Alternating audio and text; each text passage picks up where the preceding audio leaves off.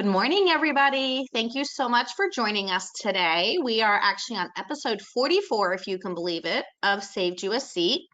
Today, we are going to be doing tips and tricks for your SoftPro Select software, which seems to be a very, very popular topic. I'm actually excited to see some of them. I haven't seen all the new stuff.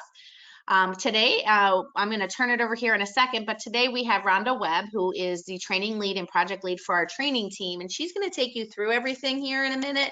And then, per usual, we will send out a follow-up email with a link to the recording. Especially for this type of webinar, you may want to share this with your coworkers or use it as some training or updates on the software within your organization. As usual, again, if you have any questions, use the question feature, or we will go ahead and monitor that throughout the webinar. Both myself and Ellen are on, and we will either answer if we can, or we will try and ask Rhonda at some point. But please know if you ask a question and we don't get to it, because sometimes we just get a lot, or if it's real specific to your organization, we will reach out to you offline and address it and answer it for you. So don't worry if for whatever reason we can't get to your question. That said, we will send a follow-up email. We will send a link to the recording and to the blog site. And if anybody has any questions or comments, please use the questions or chat feature. And we are so happy to have you, but we're more happy to have Rhonda because she's definitely better equipped to talk about this than myself.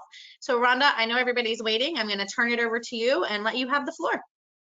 Hey everyone, this is Rhonda. Welcome to what I like to call the ooh and ah of Select, right? All of those tips and tricks, things that we can show you that can assist you and help make the flow of your closing process a little bit easier as you're utilizing the software. So you can kind of see some of the different functionality we can pull into it. I'm going to share my screen out with you guys here and take a look and go through within the Select application a lot of the tips and different kinds of tricks you can do when you're trying to do certain things in the system. One of the big ones that we get a lot of response off of is, did you guys know that you have the capability to split your screen? And you can split your screen a couple of different ways. As we know, right, Select is an all-encompassing software. I don't have the capability to actually go in and take an order and pull it to another screen. However, I do have the capability to take an order that is open and split my current desktop. So when we launch it, right, we launch to the start page. But what if I have two orders that I'm kind of piggybacking off of each other, and I kind of want to be able to see information out of both orders at the same time? Well, you have the capability when you have your orders open in your tab format, just to find one of them and take it, and left click on your mouse and hold down on the order number on the tab itself and start dragging it down. When I start dragging it down, notice guys, it pulls up a section here in the middle and is actually asking me, hey, where do you want to drop me at? Do you want to split it where maybe order 19 is at the top and order 7's at the bottom? Or do you want to push it from side to side? So notice as I hover over those options, it pushes the actual order to where it will actually live once I release the left mouse and I can drop it in. So notice now I have order 19, and because my start page is what was up, that's what it falls to. But if I want to do a comparison, let's say between my order 7 and my order 19, now I have them side by side. Whichever one the order number is highlighted on or bolded, right? That's the one I have the capability or I'm actually actively working in. And then I can then navigate between the two and I can move information back and forth. So what are some of the reasons, right? We want to split our screen this way. Well, what if it was a scenario where, hey, you know what? we had maybe a seller or a buyer who was an organization, and we have their organizational documents in this order, and I also need a copy of those in this new order I've just opened. Well, I don't have to rescan it and re-drag it in. I can actually move my documents from order to order. So I could go into my attachment section, right, which is our like our virtual file folder for each of our orders, and I can find the document I want to pull, and I can highlight and again left click and grab it, and notice guys, I can drag it straight across and I can drop it just like I was grabbing it from an exterior screen and dropping it in. Now if I go into order 19 and I look in my attachments, there's the document. So I have that capability, right, to move documents between the different orders without having to actually remove it, rescan it, or any of that sort of functionality. So that's one of the benefits of being able to split that screen. Now, what if I need to get it back to its original standpoint, right? I don't want to see it split anymore. Well, you can take either one and again, grab that tab and just start dragging. And if you drag it all the way back over to the left side and just drop it, well, there you go. Now I'm back in my original format. So we have that capability to split the screens, which really becomes helpful because not only can we split screens when we're dealing with orders, but we can even split screens, let's say if we're dealing with a document. I go into my documents and I go to generate a document, and I have that document in, let's say, wrong button, Rhonda. Hold up. Sorry about that, guys. I have it in my preview stage, and I want to kind of do a comparison again between the document and the order. Because it opens as a secondary tab, guys, anything that is tabbed across the top, I can split my screen with. So again, I just drag it where I want it, and now I can utilize both the document and the order. And notice in my documents, guys, my hotspot still works. So I can have the order open and click on the hotspot, and I can immediately go to the area of the order I want to go to make those changes. Orders and documents are not the only thing that you can use when you're splitting a screen. So let's say, for an example, we are driven in our organization by tasks. And we know, right, our task summary shows us what tasks have been assigned specifically to me, Rhonda, and I want to be able to see those tasks. And I know if I click on the view button, I get my work items fly up window at the bottom of the screen, or my collapsible pane here, and it pops up here at the bottom of my screen. And when it does, I can see either the orders that my tasks are associated with, or I can see my individual tasks. Well, this is a hard little screen to always see, and notice how it cuts off part of my start page as well as my actual order itself, because we do know if I wanted to keep those individual tasks up all the time, I can click on the or hover over the collapsible pane down here in the bottom left, and I can utilize, right, my push pin to lock it into the bottom of the screen. But again, it's kind of cutting off what I can see. Well, you can also take this collapsible, my work items, and if you lock it with your push pin, you can also move it around. I don't want to see it at the bottom. Maybe I want to see it over here on the right as a separate panel almost. Once it's locked down, just put your cursor here in this blue area, and again, left click and hold it and start dragging. You see how it allows me to drag that whole collapsible window. I'm able then to either use it here with the arrows in the middle, or notice there are individual arrows to the far right and left and top and bottom. I can move it to the right, and now here are all of the individual tasks that have been assigned to me that I need to take care of, as well as I now have my entire order screen to utilize to be able to work from. The functionality of my work items is the same. It is still going to auto refresh. I can still double click to open an order. It just allows me to see them in a clearer format, as well as work within the entire order screen instead of it being kind of cut off, basically, with me locking it at the bottom. Okay, so those are some of the ways that you can actually move some of the information around to be able to help you as you are working through your individual orders. Now, what if, and I can click the X's to close them, and then they go away. And then, of course, the next time I execute a search, I receive an error or a warning, or I click on the task view, it's going to pop up at the bottom. So it doesn't automatically appear every day over on the right if you move it. It's a daily thing, but you can come in first thing in the morning and pull it on over there if that is your choice. All right, so what are some of the other fun and interesting things we can do within an order? Don't forget your shortcut keys, guys. Your shortcut keys are great ways to be able to navigate through the software, no matter what individual screen you may live on. You have your keyboard shortcuts. We know the most important one, right, is our F2 button.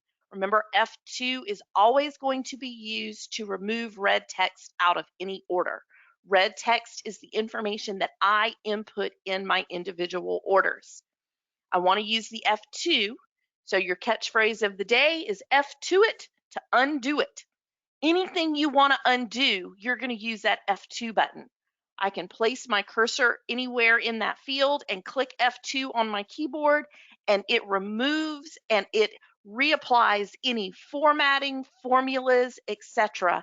that originally lived in that field before I made that manual edit.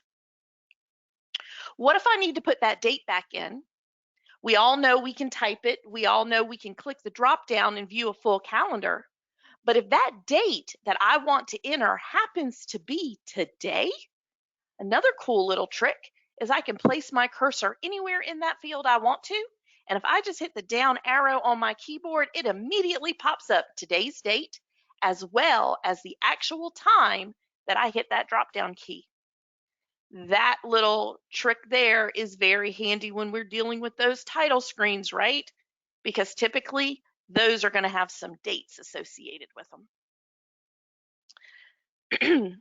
Another good shortcut key to keep in mind is when you're inputting individual information on your actual closing CDF page or HUD screen where you're putting in those charges. Remember, every single charge listed or credit given on a statement has to have a payee or a payor code associated, right? So my two fields have to be filled in. Well, if I needed to change a name, or if I pulled in a code and a name did not populate and I needed to quickly get to that contact screen to enter or make a modification to that individual contact, if I just single click in any to field where a code appears and hit F5 on my keyboard, it's going to take me right straight to that lender or that contact screen that is associated with the to code, the contact code that was entered. So I can then make whatever changes I may want to make in regards to the contact. Whether it is clicking on the lookup code hyperlink and accessing the lookup table to make a change to the actual contact, or if I just needed to make a modification on the contact screen itself. Now, here's a shortcut key I bet that a lot of people don't use very often. If you click F12 on your keyboard, it takes you straight to your order balance screen. So anytime you're looking at your status bar and you're seeing that possibly your order is out of balance, you can immediately click on that F12 it takes you straight to the order balance screen, and that order balance screen is going to give you direction on where to go to fix that balancing issue that has come into play in your individual order. Okay, so you have that capability to go in and actually utilize a lot of those keyboard shortcuts. Now, there is an entire list of keyboard shortcuts that you guys can print out on our help page, which we are going to talk about here at the end when I show you guys how you can get there to generate some of these aids that can assist you with some of these shortcuts I'm talking about. Now, I do see one question that popped up, and I want to go ahead and talk about it real quick since it does involve the splitting of screens. Notice here, if I go in, I can split the screens by multiple orders. So notice how many can I have at once? Well, I have taken all 3 tabs, or I can even take the Proform search, and I can continue to split them out as I need to. So do keep that in mind. You can have it, you know, keep compressing down, but just kind of look at it, guys. It's kind of hard to see at this point. Okay, and then I can just pull it back up and move it back around where I may want to see it. Hey, Rhonda. Yeah. You also have another quick question. It says, what was the shortcut key for F12? F12 is the shortcut key, and that takes you to order balance. Thank you. All right. Okay, guys. So what are some other fun and exciting things we can do? Well, let's say we want to do a search, and let's say I'm on the admin team, and admin has the rights to go into my templates. And you know what? I need to pull up my templates, but you know, I don't remember the template name, or maybe I need to see a whole list of all of my templates at one time. If you go into your start page and you click on the advanced search button, and it opens up your Proform search, notice it automatically to the right over here wants to search everything, orders, templates, etc. Well, if all I want to do is pull up a list of my templates right now, you can unclick one of those search for items and hit search. Notice I didn't fill in anything, and say search, and it will then give you in your pane at the bottom of the screen all of the templates that are associated with either your entire organization, or if templates are profile specific, you may only see those that are specific to the profile in which you are sitting in when you uncheck the orders checkbox to look for those templates. All right, I'm gonna close out of that, and let's go back into our order, and let's talk about some of the other fun things we can do. We talked a little bit about documents a minute ago, right? When I was talking about, hey, you can move documents between orders if you need to. You can split document screens, etc. Well, let's think about attachments for a second. A lot of times when we come to our attachment screen, which again is our virtual file folder, right, that lives within our select order itself. Here's our organizational document management system that allows us to create individual folders. So it's easy for us to go in and say, you know what, I need to send a copy of the contract to the buyer or someone. I can go straight to the folder that I know that document resides in or lives in, and I can go from here and I can use my icons here in my attachments grid to email it to someone, etc. But have you ever run into the scenario where I need to send them the contract, but you know what? I also need to send them a copy of the commitment, and it's in a totally different folder structure or folder here. Well, we know that if I go into my residential contract and I click on my email icon to go to email, I can't then access another folder to generate and pull in the commitment as well. I want to put 2 attachments in this email, but I only am able to see 1 per folder. Well, if you click on the word attachments itself and you come all the way over here to the right to that search bar, here's your trick. When you place your cursor in the search bar, hit the space bar and then hit the enter key, space enter. And when you do, it breaks down for you in attachments each individual folder and every single document that is in one of those folders. So now I can create one email out of the order, and I can attach the contract and hold down the control key on my keyboard, and I can click on the commitment, and I can now attach both documents to the same email, even though they reside in individual folders. Now, when I click on the email icon and I choose who I want to send the email to and click OK, when it populates for me my actual email, so if I go in and I look at my email here, let me just pull it over, guys, because it did pull it to a different screen. Here's both my commitment as well as my contract attached to the same email. I can then type in what I need to say to the individual I'm sending it to. Now, as we know, right, within Select, when we generate an email, it doesn't pull in our signature block. So I do have to add my signature block. To do that, I'm just going to come right up here into the message tab, and I'm going to, it's all hidden up. Here we go. Come over into my message tab, and I'm going to go into the include my signature, and I'm going to choose my signature. And here's my signature block. Now, notice it just pulled in the plain text. And a lot of us within our signature blocks have pictures, right? We may have a picture of ourselves. We may have our company logo. We have different things that appear in our signature block.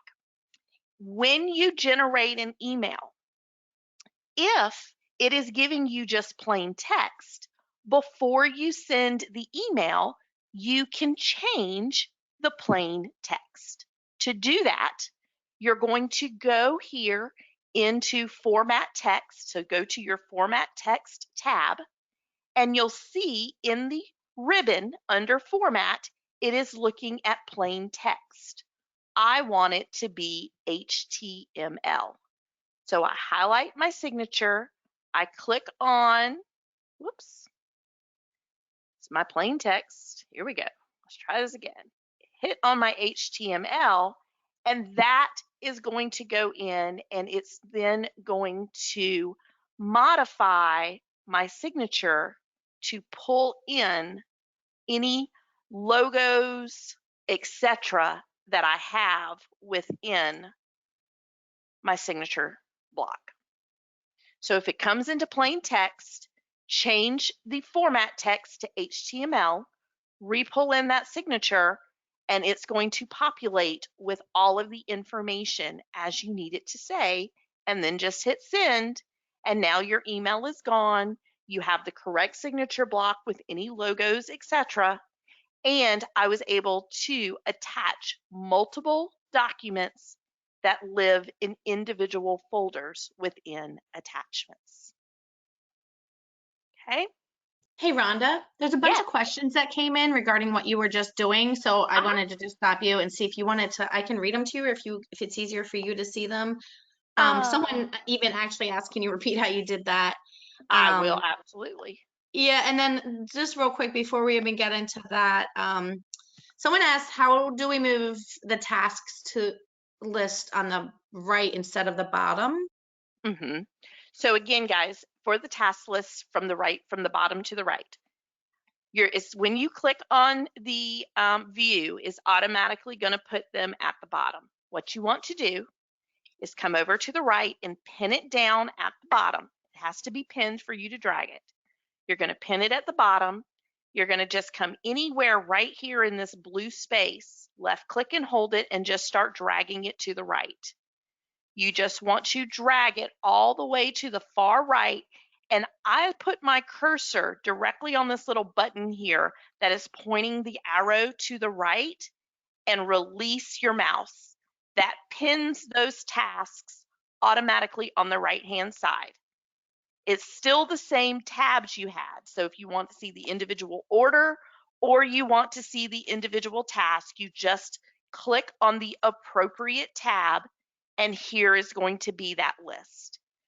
Just remind you guys, this is an once a day event. So as soon as you come in the morning, click your view, move it to the right, and it remains to the right until you exit out of Select. Okay, so that's that.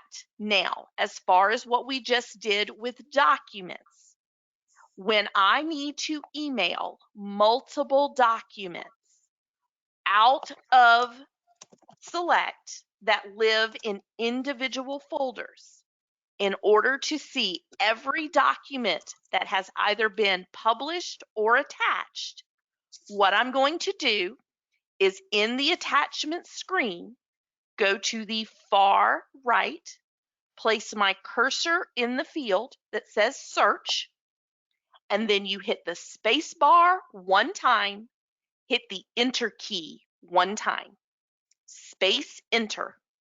That then breaks down and shows you every single document that was published or attached within your attachment section.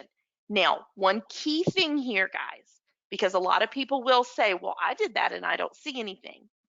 You have to have the actual word attachments highlighted in the panel on the left. Okay, so see how it's blue, it says attachments. I clicked it, I search, spacebar, enter. It breaks it out. Then to choose multiple documents, hold down your control key and click on the individual documents you want to attach. Then once those individual documents are highlighted, you click the email icon, or you can also right click and you can hit email. It gives you your recipient list. You choose where you want it to go and you click OK. That then creates the email with the individual documents attached. Okay. Then I can go to either the message tab and pull in my signature block. Remember, sometimes those signature blocks will come in as plain text. You can reformat your signature block. To do that, in that same message, you're going to then go to the Format Text tab. You're going to change it from plain text to HTML. Then I can remove that plain text, and when I pull my signature block in, it is now going to encompass any logos, etc., that are a part of my signature block. Then I click send and I send it on its way. Okay, so that's that functionality, guys. To pin it, anything, you're going to left click, hold it, drag it to the area you want it to pin to. Documents, make sure attachments is highlighted, click the spacebar enter key. Okay. All right. Some other fun and exciting things that you can do in here. We all know, or hopefully we should know, that when we want to copy and paste text from an outside application, right, into a select order. So let's say, have a legal description that is in Word, and I want this legal description to appear as the legal description in my order. I can highlight it just like normal. I can right-click my mouse and copy it. And then within Select, I can go to my legal description screen and I can place my cursor in that field and I can right-click and I can paste it. And as we know, right, as I paste it, you can immediately see my formatting is all off. Maybe my text is too big, maybe there's spacing issues, etc. So typically what we would have done right before we pasted it into Select is we would have went in and we would have pasted it in a Microsoft Notepad that we can find in our Windows, and that scrubs formatting. Well, we also now have the capability to do it and scrub it all right here. And when I say scrub, what I mean by that, guys, is I want to take that formatting out. Because remember, when I pasted my legal description, right, I got some space and stuff going on here. I want it to look a little bit different. To remove those spacings and some of that formatting, I can, if I click on this lookup code hyperlink and a lookup code accesses a lookup table, we can now create a prompt flow text to be able to paste that text. And if I pull in that option right there and double click, see how it gives me a lookup legal description text box? I can now paste that same information that I took straight out of that Word document. So I right click and copy it. I can then paste that information by right clicking and pasting, or I can use my Microsoft shortcut keys, Control V as in Victor, will paste it. And you can immediately see my text looks different. I can then click OK. It runs through a spell check for me, and look, guys, it changed it and it scrubbed it. Now my spacing's the way I want it. Now my text is the way I would like it to be included. Here's another keyboard shortcut. I've got a legal description here that requires me to scroll up and down this field to view the entire description.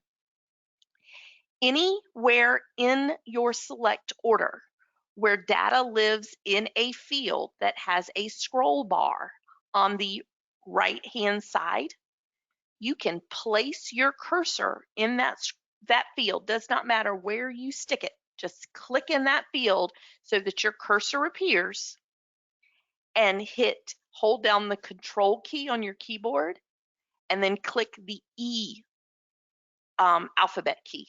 Control E for expand, and what that does is it expands that scrollable field and it opens it up and allows you to see the entire description right here. You can even make this scrollable field editor box bigger. You'll notice in the lower right-hand corner here, you'll see these little dots. And if you put your cursor on those dots, it makes your arrows diagonal. Left click again on your mouse and hold it and drag it. And you can make that editor field bigger for your screen to be able to see information, especially if you have one of those very, very long, let's say meets and bounds legal description. Then going to click the X here, or you can hit close, and I can close out of that field. Hey, Rhonda. Yes, ma'am. Okay, so this is mind blowing for some people, including myself, because I didn't realize you could scrub it.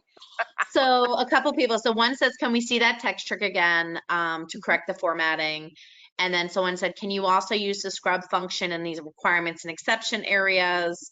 Yes. And then someone also said, is there a way to make the text bigger, easier to see? So it's kind of three, all go to the same. And then I'm going to give you another question that I think you also covered in this that you can also maybe address.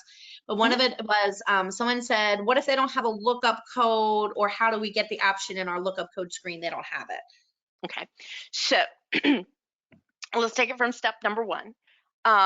Number one is, if you don't have the lookup code, reach out to our support team. They can create the lookup table that will allow you to have that lookup code hyperlink, and then have those that legal prompt text in place for the paste text. Okay, so that's the first thing. Any of you that want that information, you can reach out to our support team and they can provide that information. I will say this, for anyone who does that, you have to have admin rights. Anytime you want to create or add to this lookup, to any of your lookup tables that is not just a contact lookup table, you do have to have the rights to SP admin in order for that capability to happen. Okay. I'm trying to remember all the questions you asked me here because I can't see questions. It was so the lookup table, someone said how to get them, and someone said how do you add a new lookup code for text formatting? I think you just said that, right? I would, yes. Okay, and then so someone said, can you is there a way to make the text bigger and easier to see? Right. Can you also use the scrub function in requirements and exceptions? And also, can you see that trick again, how you scrub it for formatting? Yes. So to answer the question as far as requirements and exceptions, 100%. Any text that you pull out of what I call an outside application, right? It's something I pull out of Word, Excel, even something I pull out of a PDF, as long as it is text, okay? It has to be text. I can utilize the scrub format. I can either come in and if I create a prompt here for the paste text, again, I double click. It pulls up that paste text window and I paste the text in it. It will scrub that formatting. Now, if you don't have it, guys, you can still scrub text, but instead of scrubbing it in your actual order, what you do is you actually pull up your Microsoft Notepad, and you can find that by clicking on the windows, right, on your taskbar. And if you go down to your Microsoft Office tool, or no, I'm taking that back. I think if you go all the way down to the actual ends, you should be able to access your Notepad, or you can hit your search button on your taskbar and just search Notepad, and it pulls up your Microsoft Notepad. It does the same thing. I can paste that text in my Notepad. When I paste that text in my Notepad, it appears as one big long line. That's totally fine. That's what it's going to do. That's what it's supposed to do. You're going to paste it. Then what you're going to do next is hit Control A on your keyboard. Control All, A-L-L, Control A. That highlights every single bit of text that was in that legal description, and you're going to right click and copy it.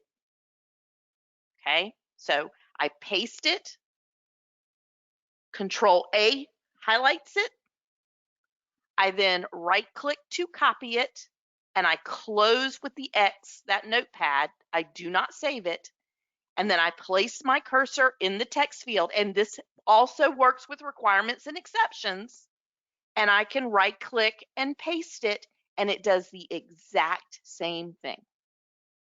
Okay, anytime you want to take text out and you're putting it in a scrollable field, you can scrub it or remove that formatting utilizing either the notepad, or again, you can have that prompt entered in a lookup table, and it can be in a lookup table for legal descriptions. It can also be in your lookup table for requirements and exceptions. You just have to make sure that you utilize the single plus to add, and in your code, you can have, you'll see in this look, I don't have it in mind, but in this lookup table, you would have that same P that would give you the capability to paste it in here as well.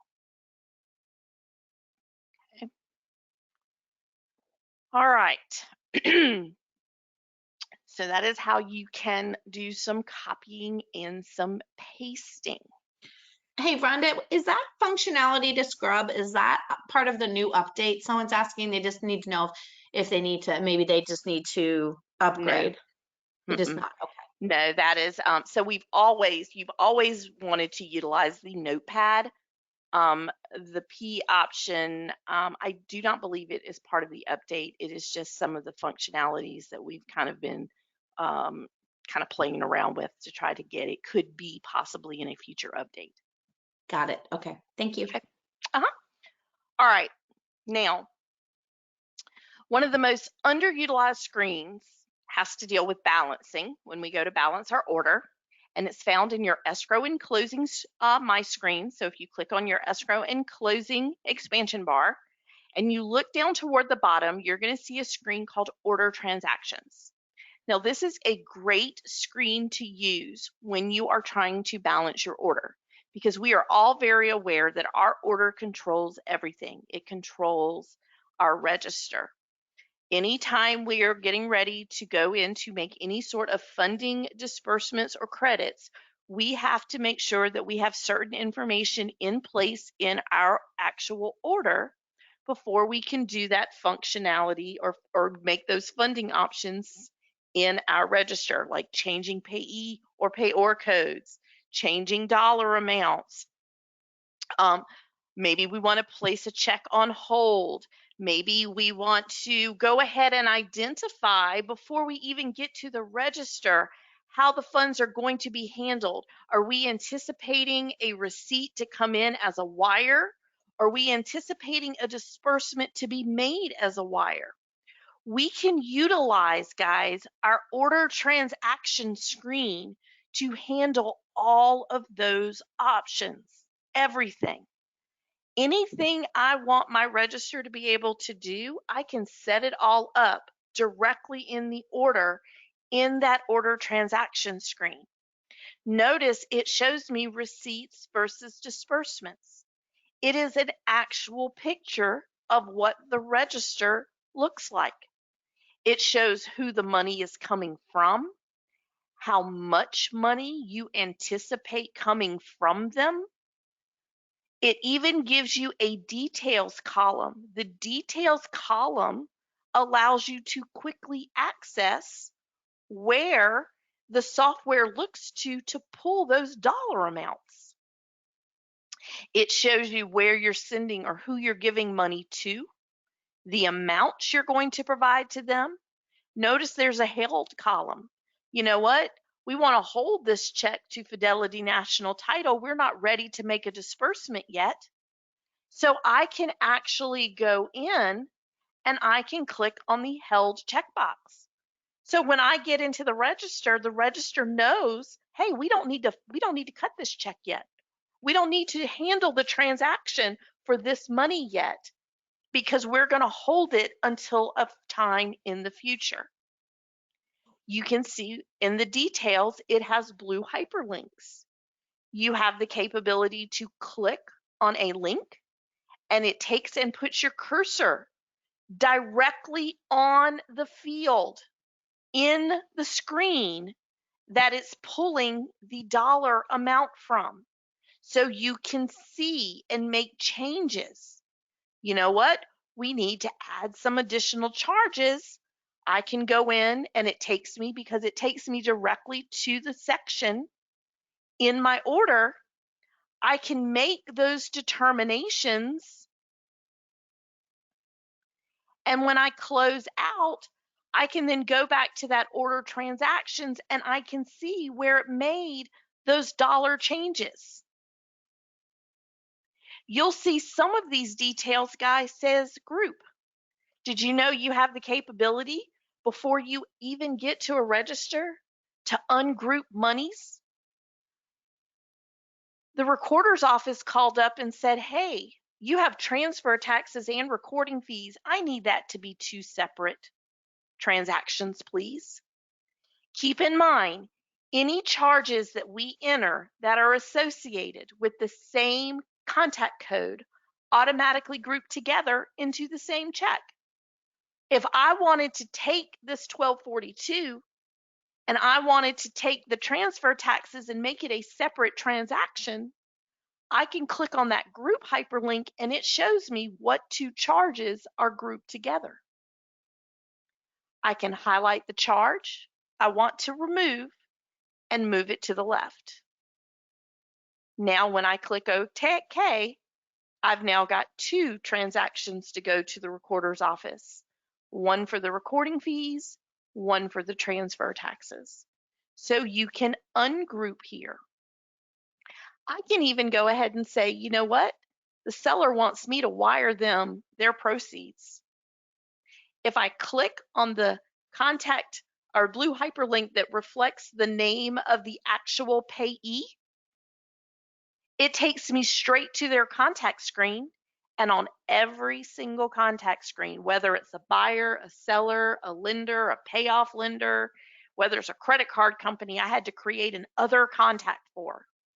If I scroll toward the bottom of that screen, you're going to have anticipation drop-down fields where you can tell it how you anticipate to either receipt in the money or disperse it out.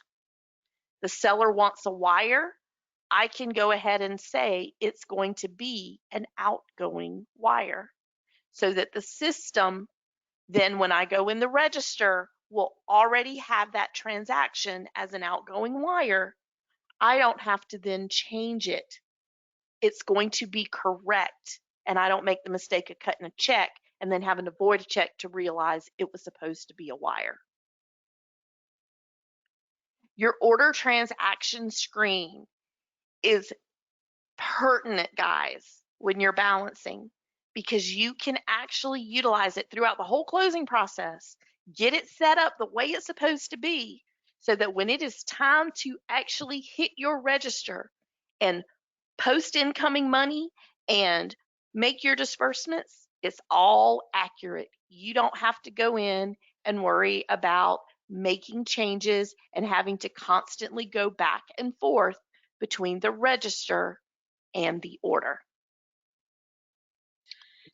Hey, Rhonda. Yep. Couple of questions. Someone said a couple questions regarding the ungrouping. Someone said, can we do that again, the ungrouping? And then follow up to that, someone asked, if you ungroup a check from a group, is there a way to go back and group them again, I guess? Back together. Yeah, group them back. Yep, absolutely, guys. So let's take it from an ungroup first. So when you have charges that are grouped together, in the screen, it's going to have the details column, and it's actually going to say group. You click on the blue hyperlink, and it shows you all the charges grouped together. You choose the one you want to ungroup from it to make a separate transaction. You just single click to highlight it. You use the arrows here in the middle, and you move it to the left, and then you click OK, and that creates the 2 separate transactions. Now, I want to group it back together.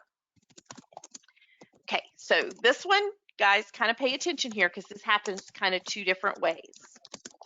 If what I have just ungrouped was from a grouping that consisted of more than 2 transactions, so remember this consisted of 3.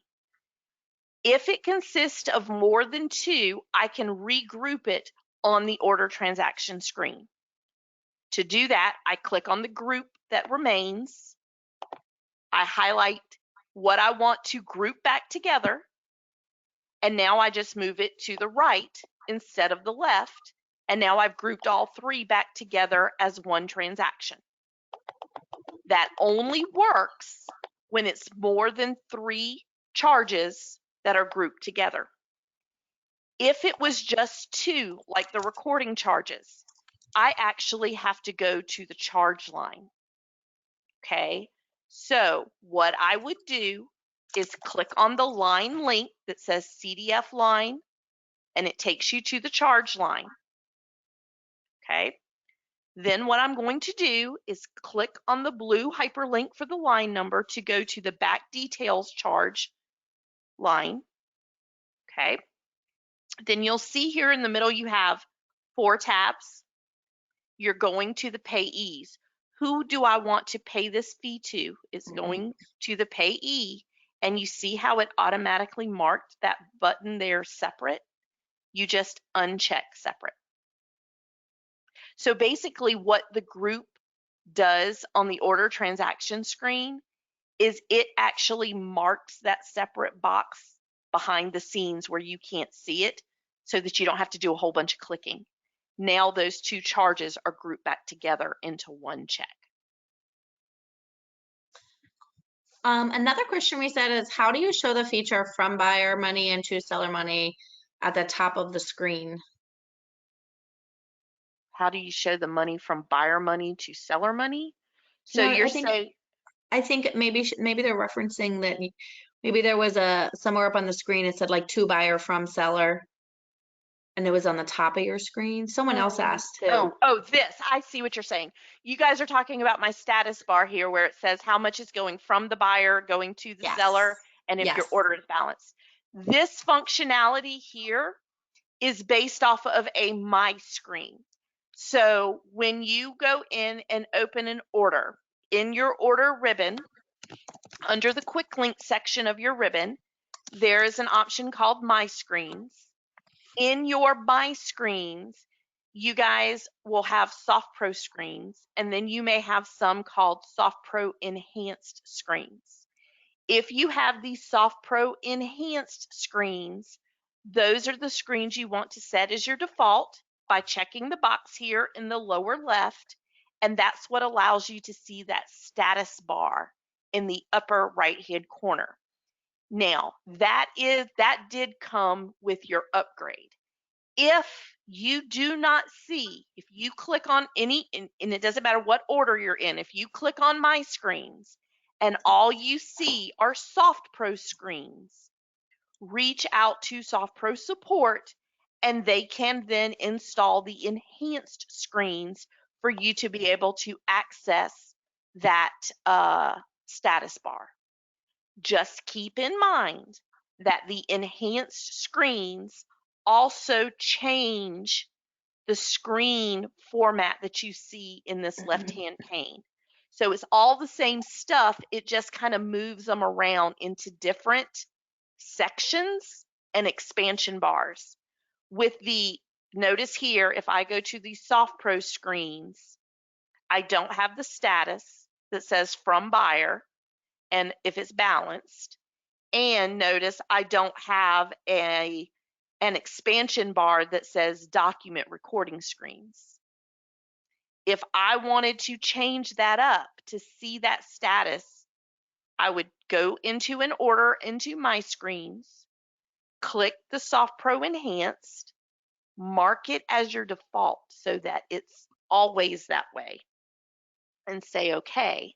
Notice it gives me a new expansion bar where it moves any document screens that I use if I am creating documents such as mortgages, deeds of trust, or actual warranty or conveyance deeds into its own individual section. And it gives me the status bar in the upper left-hand corner. Great. Another question in this particular section, I'm going to ask you two. One said, how do you mark a check to be held? I think I missed that. And then the other one is, hang on, can you print out the order transactions? So first up, the held. If you go to the order transaction screen, which again lives in your escrow and closing expansion bar towards the bottom, it's a held column. And all you want to do is check the held box. That's it. That's all you got to do to hold a check. And then when you're ready to disperse it, you just come back to this screen and you just uncheck it. That's it. Now, as far as printing out your order transactions, you cannot print this screen, no.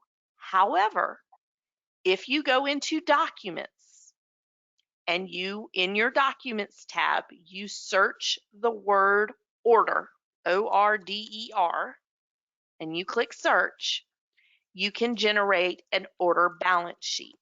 And your order balance sheet is basically your order transactions. It just doesn't look exactly like that screen.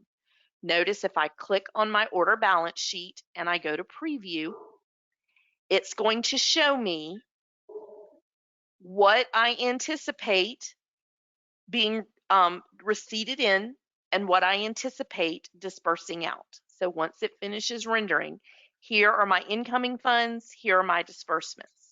This is who it's coming from. This is the amounts. This is who it's going to. These are the amounts. This is a great example of where your split screens would be absolutely wonderful, because remember, we can split it out with our tab by left clicking, holding, and dragging it. Now I can do a comparison between the two, or utilize those hotspots to make changes, and it's back and forth between my order and my actual order balance sheet that'll take me where I want it to go. Perfect. Thank you. Okay. All right, guys. That is pretty much all I'm gonna be able to kind of get to today. A lot of great questions, a lot of fun things we can do. I did tell you guys that before I finished up, I would tell you where you could find those keyboard shortcuts. In your select order, you can click on this question mark that's up in the upper right hand corner, right underneath the big no X that turns red that we're not supposed to be clicking, remember, when we're closing the software. If you click on that question mark, it actually opens up to your help page. It is a web-based help page, and within here on your welcome screen, which it launches to, okay, you are going to click on Proform. And in Proform, go to the very first option here, Get Started. And here are your keyboard shortcuts. It breaks it up into videos you can watch, webinars, which we are working on putting out, and job aids. You have access to this, guys, 24/7. Anytime you want it, it's here for you. If you click on that hyperlink, it opens it up. Here are all those shortcuts, and I only hit on the most popular ones, guys. I didn't go through them all. You can print it, save it, whatever you want to do with it, and you have it at your fingertips all the time. Now, before I let you guys go, I do have one more thing that I do want to say before I release you. It's not a whole lot as far as tips and tricks, but I do want to put this on everyone's radar who is on this call today. The IRS is making some changes as far as 1099 reporting. We want to make you aware, if you are not already, that you should have been sent an important email recently from the IRS, and the subject line would have said file status email. That email explains that the FIRE TCC, which is the transmitter control code, which is basically your account number with the IRS, that TCC code that is required in order to electronically submit your 1099 records, those are going to, everyone who received a TCC number prior to September the 26th of 2021 has to complete and submit a new TCC application by August the 1st of this year, guys. August 1st, 2023. We encourage all of you to take immediate action to ensure that your FIRE TCC remains active for the next tax year. So you should have received an IRS email that said file status email. For any questions that you have in regards to this or more information, please go to the IRS website for any details and contact them directly for assistance. But put it on your radar. If you received a TCC prior to September the 26th of 2021, you are going to have to reapply for a new number. And we will have some webinars in July for mid-year 1099 checkups that you guys will be able to sign up for, and we'll have some more information on that for you then as well. Thanks, guys. Hey, All right, Rhonda, I'm Leslie. gonna ask you one more question if you don't mind, because we had a bunch of people ask. And it's easy.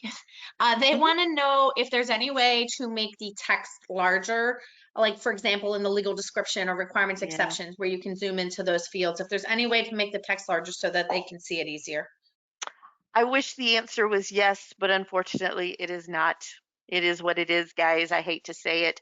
The only way that you would have the text larger is just don't scrub it. Just, you notice, remember whenever because notice how small it is here on my screen, but yet when I was in Word and I copied it, if I don't utilize the scrub functionality and I paste it, it does paste it bigger. I can see it bigger, but keep in mind that's what it's also going to look like in your document. When you render your document, that includes the legal description, so it may cause your text to be off. Okay. I think that this was great. We had a lot of really great questions, a lot of people messaging that they learned so much and it was super helpful. I really want to remind everybody, because I had a lot of requests, but you will indeed receive a link to this recording in the follow-up email that we sent out in a day or two. So you'll have access to it. So if you feel like you missed something or you just kind of want to see how she went through something, you'll have access to it. So you can access it anytime you want. You can share it with your coworkers. You can use it as training within your organizations. So don't feel like if you miss something that you won't have the ability to see it again, you will. So a lot of questions that we didn't get to, I think when you review or view the webinar again, you will probably get your question answered. I know it's a lot of information coming at you at one time. So we really appreciate it. If by chance there is a question that we maybe didn't cover, I think there may be one or two, we will reach out directly to you and try and get that answered for you. But also make sure you utilize support. Some of the functionality that Rhonda went over today is stuff that really support could help you get set up very quickly. And then again, please just remember the TCC code that Rhonda was talking about, which is your basically your electronic transmitter code for the IRS, and they have new requirements. So we'll have some more webinars coming up on that. With that, I want to thank Rhonda. You did an amazing job. You're a wealth of knowledge, and we appreciate it. We thank everybody for attending and all their time. And we look forward to our next webinar, which is going to be very similar, but it's going to be for our classic and enterprise users. So if you run both or you know people that are on our classic and enterprise versions, please let them know. And with that, we're going to sign off. And again, I hope everybody has a great week and we appreciate you.